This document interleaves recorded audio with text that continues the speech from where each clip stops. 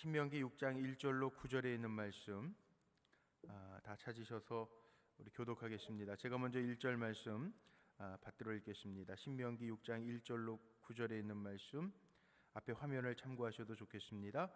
이는 곧 너희의 하나님 여호와께서 너희에게 가르치라고 명하신 명령과 규례와 법도라. 너희가 건너가서 차지할 땅에서 행할 것이니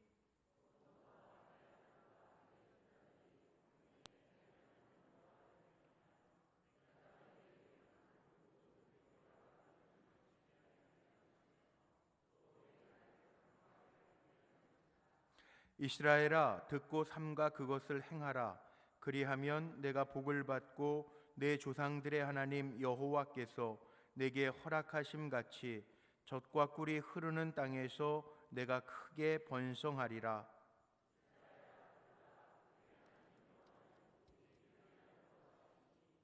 너는 마음을 다하고 뜻을 다하고 힘을 다하여 내 하나님 여호와를 사랑하라.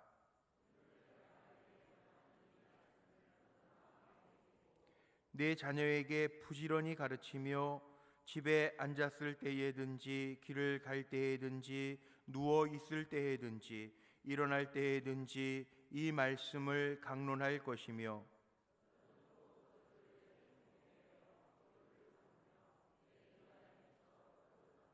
합독합니다. 또 내 집 문설주와 바깥문에 기록할지니라. 아멘. 아멘.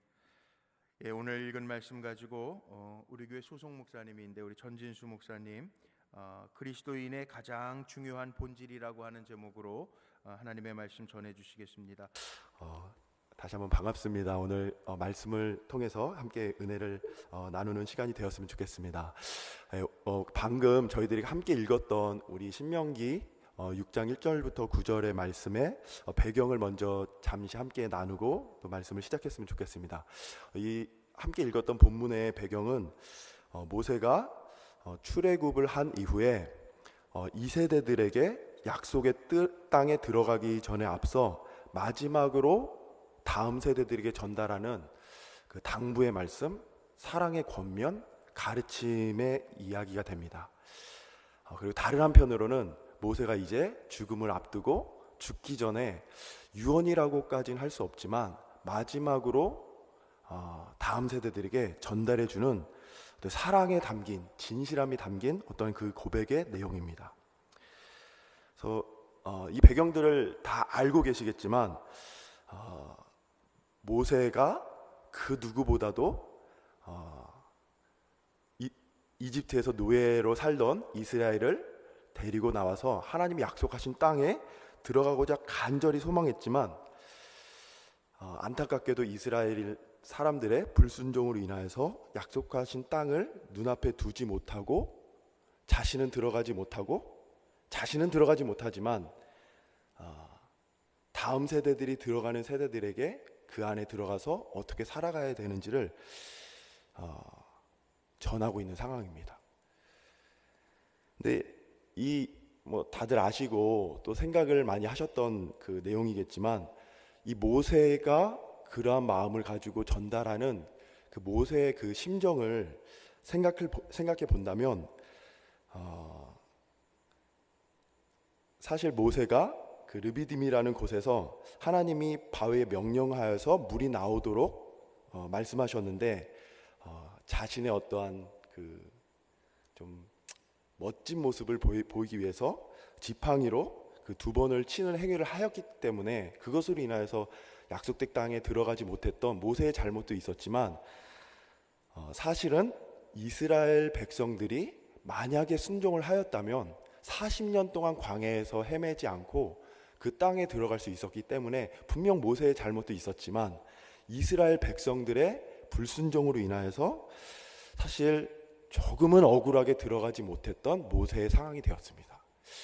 그래서 사실 모세의 삶을 인생을 돌아보면 40살이 되었었을 때 자신이 히브리인이지만 이스라엘 사람이지만 이집트의 왕자로 자라나게 된 자신의 배경을 알고 하나님이 나를 이집트의 왕자로 세워주신 것은 나를 통하여 이스라엘 노예로 삼았던 노예로 살고 있는 백성들을 해방시켜 주기 위함이라는 것을 깨닫고 40살 때 하나님의 뜻을 이루기 위해서 행동을 하였지만 하나님의 뜻대로 한 것이 아니라 자기의 어떠한 의를 가지고 그 일을 행하려다가 하나님의 일을 이루기는커녕 살인을 하게 되고 살인자로 몰려서 이스라엘 백성에게 버림을 받아서 40살이 되어서 도망을 가게 됩니다.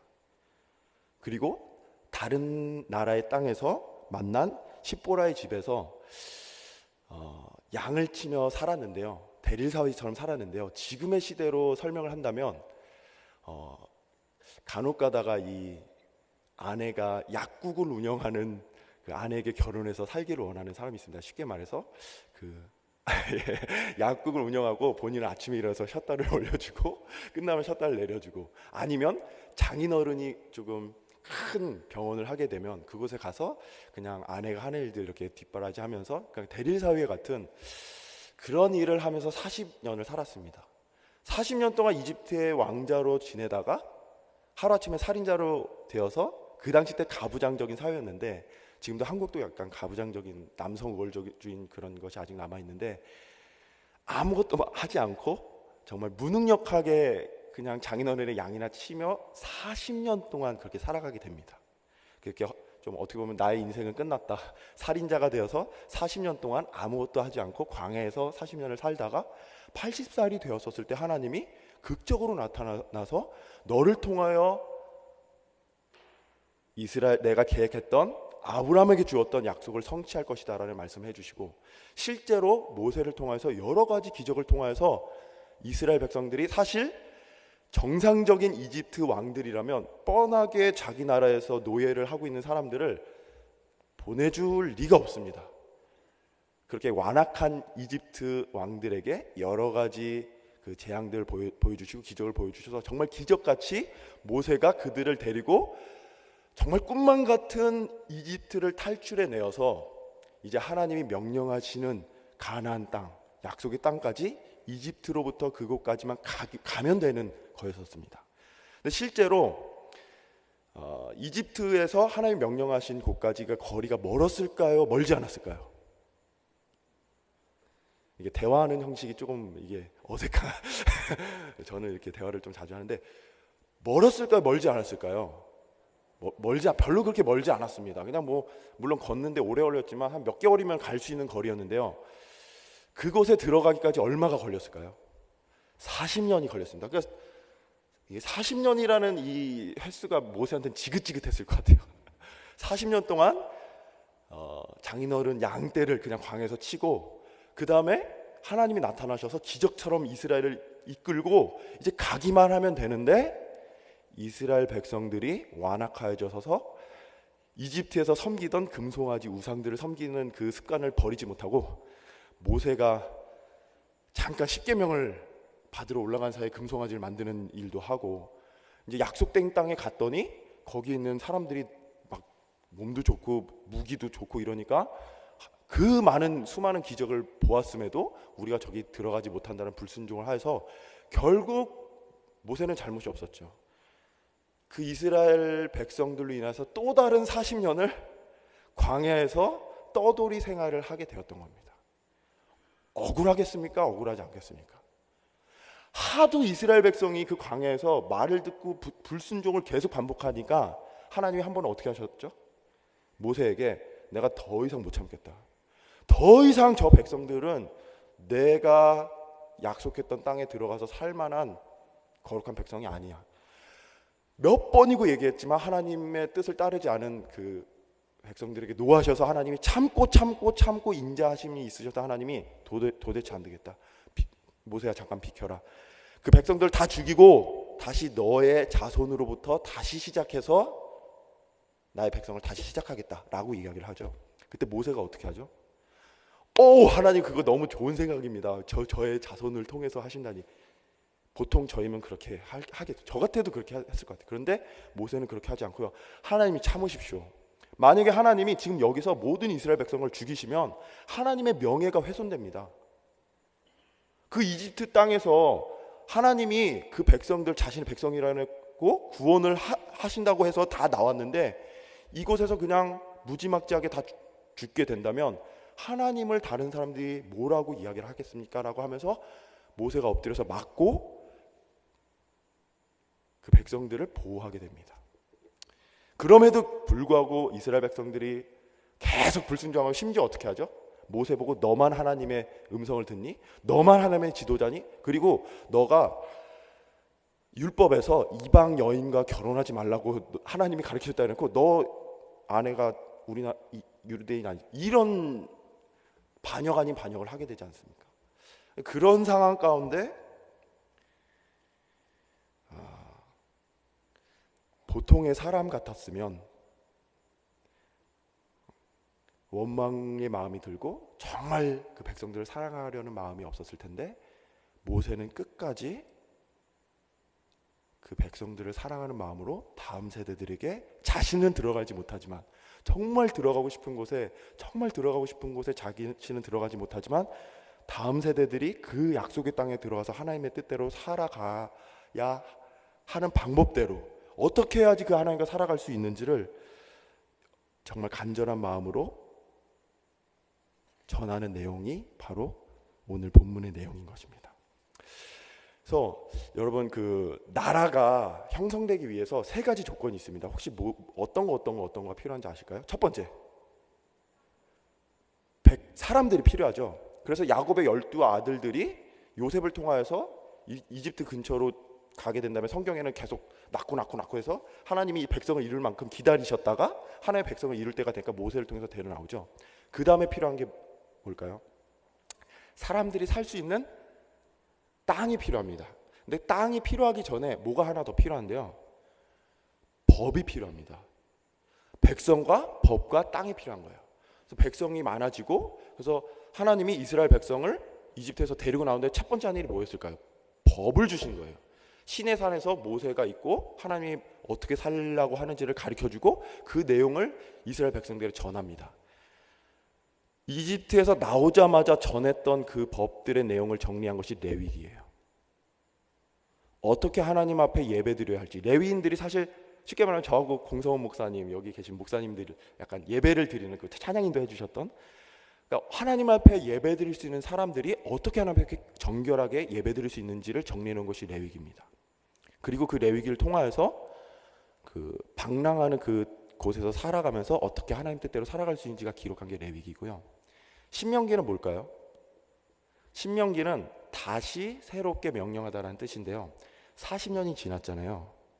그래서 모세하고 왔던, 그 당시 때는 우리가 성경책이 지금 있잖아요. 태블릿으로 이렇게 볼 수 있는데 그 당시 때는 어떻게 성경을 전달했냐면 하나님의 음성을 들으면 그걸 말로 다 전했던 시대예요. 1세대들이 다 잊어버리고 다시 2세대들에게 모세가 다시 한번 하나님의 마음을 새롭게 명령한 기록입니다.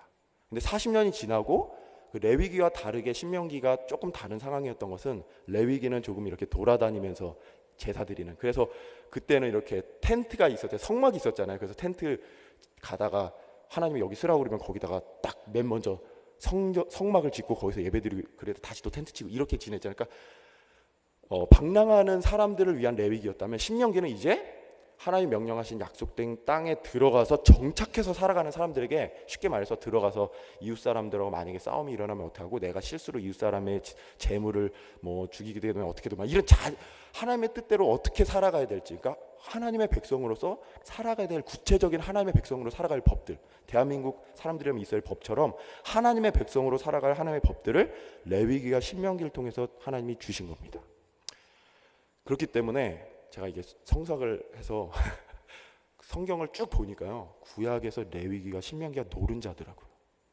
근데 여러분 성경을 읽어보셔서 알겠지만 창세기부터 읽다가 레위기가 되면은 정말 읽기가 싫어지잖아요.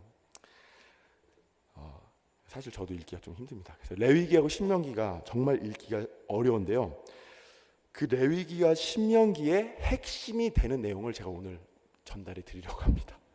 그래서 레위기와 신명기의 여러 가지 법들을 한마디로 요약하게 되면 오늘 읽었던 우리 본문 중에 하나가 있는데요, 혹시 신명기 6장 5절 한번 띄워주실 수 있으실까요? 네, 감사합니다. 우리 같이 한번 읽어볼까요? 시작. 너는 마음을 다하고 뜻을 다하고 힘을 다하여 내 하나님 여호와를 사랑하라. 레위기하고 신명기를 요약하면요, 그냥 하나님을 온 마음을 다해서 사랑하는 거, 이게 다예요. 그거를 구체적으로 어떻게 해야 되는지 풀어놓은 게 레위기하고 신명기죠. 하나님을 전심으로 사랑하려면 어떻게 예배를 드려야 되고 하루하루 어떻게 살아야 될지 구체적인 것들이 레위기와 신명기에 있는 것입니다. 그래서요, 하나님을 믿고 예수님을 믿는 우리들의 가장 중요한 본질은 나의 마음과 정성과 힘을 다해서 하나님을 사랑하는 것이라는 것이지. 그래서 우리가 교회를 다니고 그리스도인으로 살아가는 것 중에 중요한 것이요, 물론 많은 사람들이 모이고 많은 전도를 하고, 물 중요하죠. 전도를 하고 많은 어떤 사역을 하는 것도 중요하지만요, 여기에 모이는 한 분 한 분이 내가 전심으로 하나님을 사랑하는 마음을 가지고 있는지 아닌지를 점검하고 내가 그 마음을 가지고 살아가는지 아닌지를 하나님이 가장 크게 중요하게 보신다는 겁니다. 여기는 여러분들이 한 분 한 분이 이 불꽃교회를 나오시는 목적과 의미와 동기가 다른 것이 아니라 하나님을 내가 전심으로 사랑하기 위한 마음으로 나오시는 분들이 돼야 된다는 겁니다. 그래서 여러분, 이 성경을 읽다 보면 성경에 하나님 뜻대로 살았던 특별한 사람들 있잖아요. 하나님의 음성을 듣기도 하고 다윗처럼 합하였던 사람들도 있고 엘리야와 엘리사처럼 엄청난 능력을 하기도 하고 하나님의 뜻을 분별했던, 저는 구약을 전공했는데 박사까지는 못하였지만 더 공부를 했다면 예언서를 아마 했었을 것 같아요.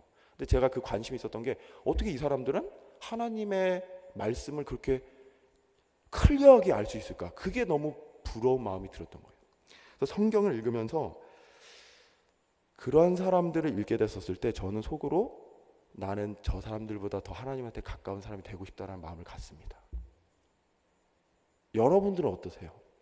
성경을 읽을 때 성경에 기록된 정말 하나님과 가까웠던 사람들에 대한 이야기를 들을 때 이 사람은 성경에 있는 사람이고 나하고는 다르다라고 생각하시는지, 아니면 나도 정말 그러한 사람들과 같은 사람이 되고자 하는지 생각해 봐야 될 것 같습니다. 그리고 다른 것보다 하나님을 전심으로 사랑하는 것이 중요하다라는 것이요, 성경에 기록되어 있던 사람 중에서 사울, 솔로몬, 다윗, 그 외 많은 사람들 가운데 처음에 하나님의 마음으로 하나님의 뜻대로 살아갔지만 어느 순간에 하나님을 떠나서 하나님을 버리고, 사울은 하나님보다 물질을 더 사랑하고 자신의 왕의 명예를 더 중요하게 생각하였고요, 솔로몬은 하나님이 처음에 너가 원하는 것을 달라고 하였었을 때 지혜를 달라고 하였는데 하나님보다 지혜를 사랑하는 마음을 가져서 하나님을 의지하고 그것을 통해서 통치를 했었어야 하는데 다른 나라들과 정략적인 결혼을 하여서 많은 그 이방 여인들을 얻게 되고, 그러니까 그 나라와 그 나라 공주들과 결혼하게 되면 평화조약을 맺기 때문에 뭐 전쟁을 하거나 그럴 필요가 없게 되죠. 대신 결혼한 여인들이 많아지면 그 여인들이 요구하는 것들을 들어줄 수밖에 없게 된 겁니다. 하나님을 의지하기보다 자신의 어떤 지혜로 정략 결혼을 하여서 그 나라들과 평화로움을 유지하려고 하다 보니 공주들이 원하는 이방 그 우상을 만들어주고 우상신당을 만들어달라는 것을 들어줄 수밖에 없게 되는 상황이 되었던 겁니다.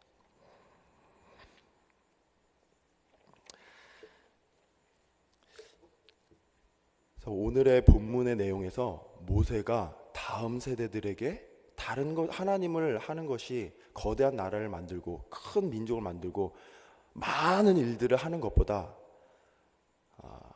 순종이 제사보다 낫다라고 사울에게 얘기하셨던 것처럼 하나님을 전심으로 사랑하는 마음을 갖고 살아야 된다라는 것을 모세가 전달하고 있는 것입니다. 근데요, 저의 신앙의 뿌리는 이곳에 계신 분들이 또 이렇게 만나본 경험이 있으신지 모르겠지만 지옥현 장로님, 저희 할머님이 사실 저의 신앙의 뿌리입니다. 어떻게 보면 전현무 그 전용재 감독님과 함께 그 신앙생활을 하셨던 분이신데, 그 지옥현 장로님이 항상 제가 이게 중학교 때 정도에 저에게 그런 말씀을 하셨어요. 그러니까 갑자기 제가 이제 이렇게 뭐 특별한 날이 아닌데 이렇게 가만히 있는데 갑자기 뜬금없이 저한테 진수야, 나는 하나님보다 너를 사랑하지 않게 해달라고 기도를 해라는 얘기를 하시더라고요. 그 말의 반대로 얘기를 하자면 그 할머님께서 이제 하나님보다 저를 사랑할 수밖에 없는 그런 유혹이 되게 많으셨던 것 같아요. 저는 그때 아니 왜 저런 얘기를 갑자기 뜬금없이 이렇게 자다가 일어나는데 갑자기 얘기하시나라고 하였는데, 할머님이 항상 자신의 마음보다 하나님보다 혹시나 저를 더 사랑하지 않을 수 있도록 항상 그 노력을 하셨던 것을 고백을 하셨던 것이고요. 또 할머니, 제가 지옥교회 장로님을 가까이서 보면서 할머님이 완벽하셨기 때문에 하나님이 사용하시지가 않으셨던 걸 좀 보게 됐습니다. 완벽하시지가 않으셨어요. 되게 부족함도 많으셨는데 왜 하나님이 지옥교회 장로님을 사용하셨는가를 보았었을 때, 지옥교회 장로님 마음속에는 모세가 이야기했던 것처럼 하나님을 마음과 정성을 다해서 사랑하는 그 마음을 가지고 계셨던 것 같아요. 그래서 어떻게 보면 저도 그 할머님의 삶을 어릴 적에 보면서 하나님을 내가 가장 사랑할 수 있는 것보다 더 사랑하는 그 마음을 가지게 되었던 것 같습니다. 그래서 지난 첫 번째 설교할 때 제가 그런 이야기를 나눴는지는 사실 모르겠는데요.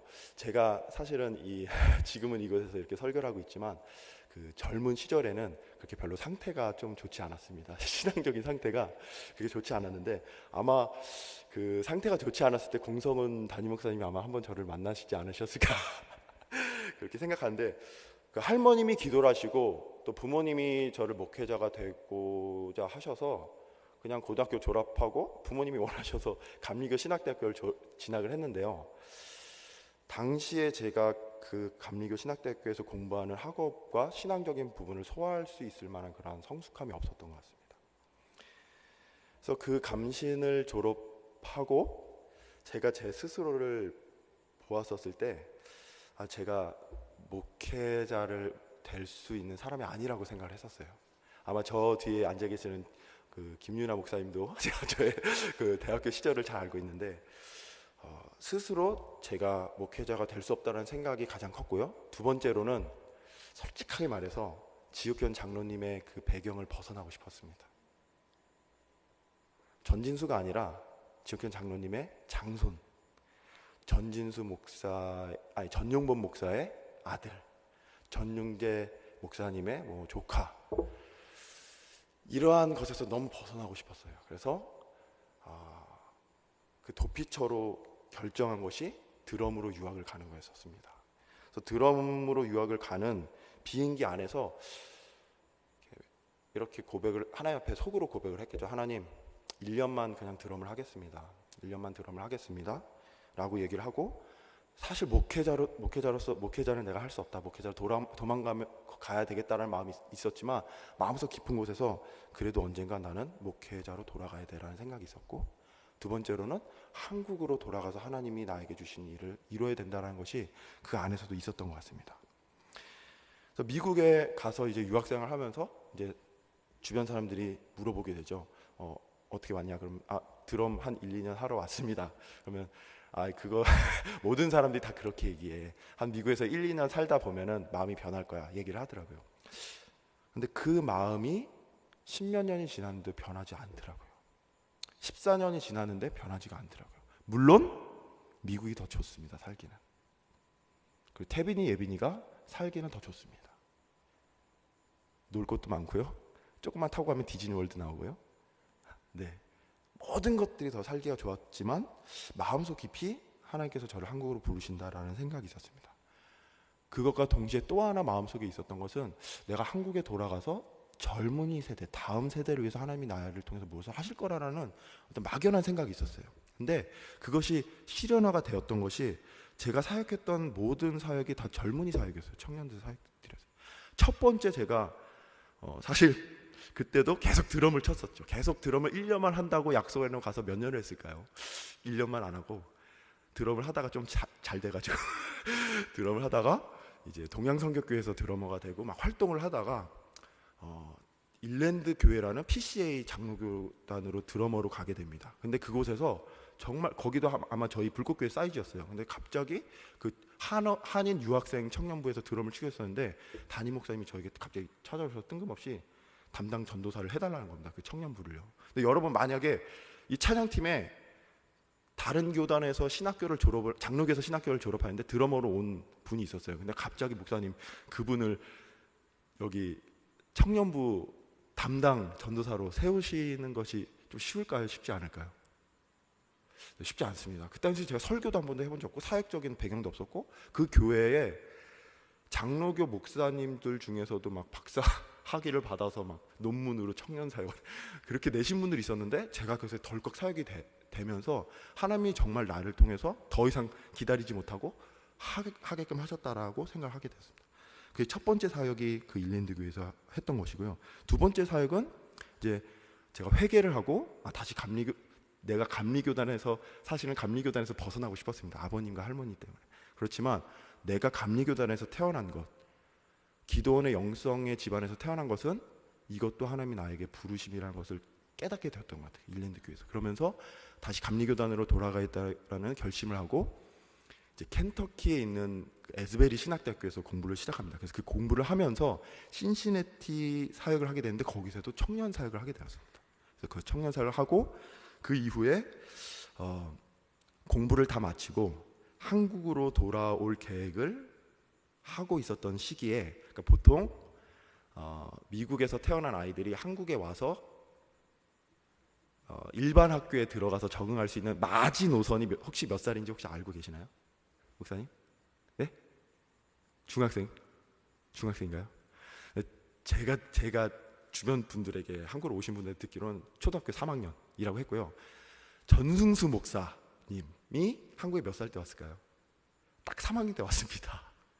그때가 그러니까 제가 듣기로는 한국에 가신 분들이 초등학교 3학년 때가 아니면 한국에 와서 일반 학교에 들어가기 어렵다고 해서 딱 태빈이가 3학년 때 들어오려고 계획을 했었을 때 그 같은 학교에서 공부를 하면서 주변에 제자교회라는 교회를 개척했던 박성수 목사님이라고 계신데 지금 감신에서 선교학을 가르치고 계신데 그분이 저에게 그 교회의 후임으로 부탁을 하셨던 거예요. 근데 그 당시 때는 제가 한국으로 들어갈 마음이 있어서 거절을 하다가 그 목사님 교회에 오고 싶었던 분이 있었지만 목사님 보셨다 아니었던 것 같아요.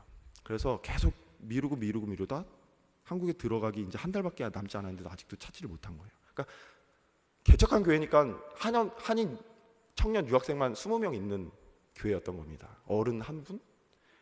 그래서 그런 상황에 계속 부탁을 하다가 제가 그 학기에 마지막 수업의 페이퍼를 밤을 새서 쓰다가 공부를 못했거든요. 제가 영어가 안 됐거든요. 그래서 밤을 새서 쓰고 새벽에 그것을 마치고 그것을 제출하려고 하는 상황에 마음속에 하나님이 진수야 제자교회를 맡아서 담당하면서 목사 안수 과정을 하고 들어가. 그게 힘들지만 내가 너한테 감당할 수 있는 힘을 줄 거야 라는 마음을 주셔서 그날 바로 전화를 해서 그 목사님에게 제가 그 교회를 하겠습니다라고 하고 그 교회를 맡게 됐습니다. 근데 그곳이 유학생 한인 청년 교회였어요. 그래서 그 교회에서 참 신기하게 보통은 반대가 되는데 저는 그 제자교회를 맡기 위해서 공부를 더 했습니다. 왜냐하면 제가 신분이 학생 신분 풀타임으로 유지해야 되기 때문에 더 공부를 하면서 그 두 가지 병행을 하였는데 사실 공부만 하기에도 제가 실력이 없었고 사실 목사님도 목회를 하셔서 아시겠지만 목회만 하나에 집중해도 이게 굉장히 어려운 일이거든요. 그 두 가지를 하면서 3년 동안 그렇게 하다 보니 토요일 일요일만 목회를 할 수 있지 나머지는 공부 수업들을 이게 막 정신이 없거든요. 그래서 그렇게 3년을 하고 목사 안수를 받게 됩니다. 근데 그때 목사 안수를 해주셨던 분이 정윤재 감독님이셨죠. 그때 감독님이셔서 미국 오셔서 볼티모어 러블리 레인 감리교에서 안수를 해주셨는데 그래서 그곳에서 3년을 하고 졸업을 하고 목사 안수를 받은 후에 1년을 더 사역을 하고 싶어서 사역을 하고 한국으로 돌아오게 되었습니다. 그리고 이제 한국에 돌아와서 이제 한국에서 잠시 쉬면서 이제 부모님이 기도원을 좀 하고 계시기 때문에 그곳에서 조금 기도원을 좀 도우면서 기도원 사역을 조금 해야겠다라는 계획을 가지고 이제 준비하다가 이제 아이들이 중학생이 돼서 한국에 오다 보니까 이 아이들 일반 학교는 도저히 들어가서 적응할 수가 없어서 그 학교를 알아보러 방문하던 중에 이제 페이스튼 국제기독학교에 제 아는 선배 목사님이 황현선 목사님이라고 계셔서 저한테 전화를 주셔서 아이들 장학금 제도가 있어요. 목회자들에게 한번 와보라고 해서 아이들을 입학을 알아보러 갔다가 마침 그때 교목분들이 그만두신 상황이라서 목사님이 그 교장 선생님이 저에게 그 교목자를 부탁하시고 그것을 하게 되는 상황이 되었습니다. 그래서 이런 이야기를 하면 다른 사람들이 잘 믿지를 않더라고요. 그러니까 보통 한국으로 들어온다고 했었을 때 어떤 갈 곳을 다 정해놓고 들어오거나 아니면은 어떤 계획이 있어서 들어왔다라고 생각하는데 그렇게 한 것이 아니라 한국에 들어가면은 뭔가 하나님께서 인도하심이 있겠지라는 생각을 하기도 하였고, 사실 제가 교목이라는 곳에서 사역할 생각이 한 번도 있었던 적이 없었던 것 같습니다. 사실 일랜드 교회부터 시작하여서 제작교회, 한국에 오는 모든 것들 가운데 제가 하려고 했던 부분들이 한 번도 있지 않았었는데요. 이런 모든 것을 과정을 통하여서 하나님께서 저에게 주신 미국에 도망가면서 도피를 하면서 내 마음속에 한국에 돌아가서 다음 세대들에게 전달하고자 하는 그 마음을 정말 실현해 가시는구나라는 것을 느끼게 되었고요. 정말 한 번도 생각하지 못했던 교목의 자리를 보내셨다는 것을 어떻게 이해를 하게 되었냐면요. 사실 교회에서 아이들이 토요일과 일요일날 이틀에 만나는 것과 월요일부터 잠시 와서 교회를 드리는 것과 아이들이 학교에서 일반적으로 생활하는 학교에서 생활을 이해하지 않고서는 다음 세대 아이들에게 정말 하나님의 말씀을 전달하기 어렵다라는 그런 부분들을 좀 느끼게 되면서 하나님이 지금 이 학교를 통하여서 중학교, 고등학교 아이들이 어떤 생각을 하고 어떤 마음을 가지고 있는지를 제가 배우고 훈련할 수 있는 시간으로 주셨다는 것을 좀 경험하고 느끼게 되는 것 같습니다. 오늘 말씀을 통하여서 하나님께서 우리 각자에게 주시는 것은 하나님을 전심으로 사랑하는 모습으로 살아가라는 것을 우리에게 명령하시고요. 거기서 끝나는 것이 아니라, 참 안타까운 말이지만 조금이라도 관심을 가지고 뉴스를 보신 분은 알겠지만 교회에서 다음 세대들이 빠져나가고 있습니다. 알고 계시죠? 미국은 이미 다음 세대들이 없고 한국도 다음 세대들이 없어져가는 상황입니다. 그 가운데 오늘 말씀을 통해서 우리에게 하나님 주시는 말씀은요, 첫 번째로는 우리가 먼저 전심으로 하나님을 사랑하는 마음으로 살아가고 있는지 다시 돌아보라라는 메시지라고 생각합니다. 두 번째로는 우리가 전심을 다해서 하나님을 사랑하며 살아갈 수 있는 다음 세대를 키워나가는 교회가 되라고 말씀하신다고 믿습니다.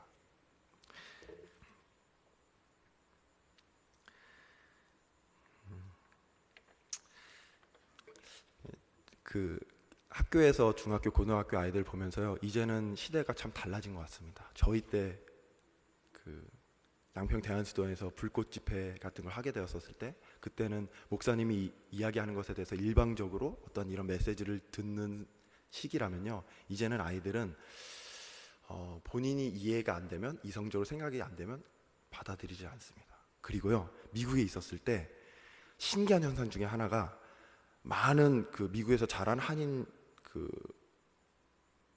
자녀들이 대학교를 부모님이 있는 주가 아닌 다른 주를 지원을 합니다. 그리고 다른 주를 가서 교회를 안 나가요. 무슨 말이냐 하면, 중학교, 고등학교 때 부모님 때문에 어쩔 수 없이 억지로 교회를 다니지만 자신의 자유를 얻게 되면 교회를 나가지 않게 된다는 겁니다. 한국에서도 지금 중학교, 고등학교 학생들을 만나서 제 학교에서 이야기하다 보면 대부분의 아이들이 그냥 부모님으로 인하여서 교회를 나온다는 이야기를 많이 합니다. 그러면 저희가 고민해야 할 것은, 정말 다음 세대들이, 우리 한국 교회 1세대 분들이 기도원에 모여서 정말 뜨겁게 하나님을 위하여서 간절히 기도하고 찬양하고, 지금 이곳에 모여있는 여러분들처럼 저희들이 하나님 나라에 갔었을 때 다음 세대 아이들이 새로운 시대 가운데 모세가 다음 세대들에게 새로운 땅에 가서 그들이 살아갈 때 자신은 없지만 그들이 신앙 안에 살아갈 수 있기를 간절히 바라는 마음으로 이야기해 줬던 것처럼, 다음 세대들이 어떻게 우리 1세대 분들, 우리 귀한 신앙의 선배님들이 걸어가셨던 그 길을 끊이지 않고 갈 수 있는지를 우리가 고민해야 될 줄 믿습니다. 이 시간 오늘 말씀을 통하여서 먼저 우리가 하나님을 전심으로 사랑할 수 있는 한 사람 한 사람이 되기를, 또한 그러한 마음들을 다음 세대에 전달해 주는 정말 중요한 역할을 하는 불꽃교회가 되기를 주님의 이름으로 축원합니다.